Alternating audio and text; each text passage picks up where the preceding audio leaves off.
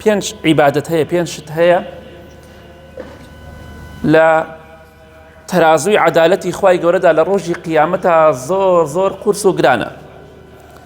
ئەوش بریتە لە وتنی سبحان الله والحمد لله ولا إله إلا الله والله أكبر. ئەم چوار زیکرە سبحان الله والحمد لله ولا إله إلا الله والله أكبر لە تەرازووی خوای پەروەردگاردا زۆر قورسە، زۆر گرانە، پاداشتەکەی زۆر قورس و گرانە درێتەوە ئەو کەسانی کە ئەنجامی بدەن. پێنجەم شت ئەوەیە کە ئینسان منداڵێکی بمرێ سپاسی خوا بکا لەسەری و بە تەمای پاداشتی خوای گەورە بێت لەسەر مردنی منداڵەکەی، کچ بێ یا کوڕ بێ، واتە سپاسی خوا بکە و بە تەمای ئەوەش بێ کە خوای گەورە پاداشتێکی گەورەی بداتەوە لەسەر ئەوەی کە منداڵێکی مردووە گەورەی یا بچووکە، کوڕە یا کچە، سپاسی خوا دەکا لەسەری.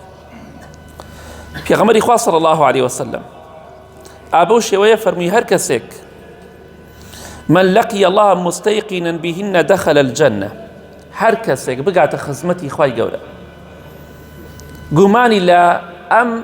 شتانەدا نەبێ، سبحان الله والحمد لله ولا إله إلا الله والله أكبر، گومانیشی لەوەدا نەبێ کە خوا پاداشتی ئەداتەوە لەسەر ئەو مصیبەتەی کە تووشی بووە، ئیلا ئەو ئینسانە کە باوەڕی بەخوا و بە ڕۆژی قیامەت هەیە، بە بەهەشت و ئاگر هەیە، بێگومان خوای گەورە دەیخاتە بەهەشتەوە، دەخەلە الجەنە، دەچێتە بەهەشتەوە، چونکە باوەڕی بەخوا هەیە، باوەڕی بە ڕۆژی قیامەت هەیە، باوەڕی بە بەهەشت و جەهەنەم هەیە، باوەڕی بە زیندوو بوونەوەی دوای مردن هەیە و باوەڕی بە محاسبە هەیە. جا هەر کەسێ بگاتە خزمەتی خوای گەورە بەم پێنجە بەو چوار زیکرە لەگەڵ ئەوەی کە منداڵێکی مردە بێ سپاسی خوای کردبێ، بێگومان ئینشەڵڵا دەڕواتە بەهەشتەوە. کەواتە ئەم زیکرانە هۆکارێکن بۆ چوونە بەهەشتی من و تۆ، بۆیە لە بیریان مەکەن ئەگەر یەک جارێکش بڵێ سبحان الله والحمد لله ولا إله إلا الله والله أكبر بە کەمی مەزانە بۆ قیامەتە زۆرە.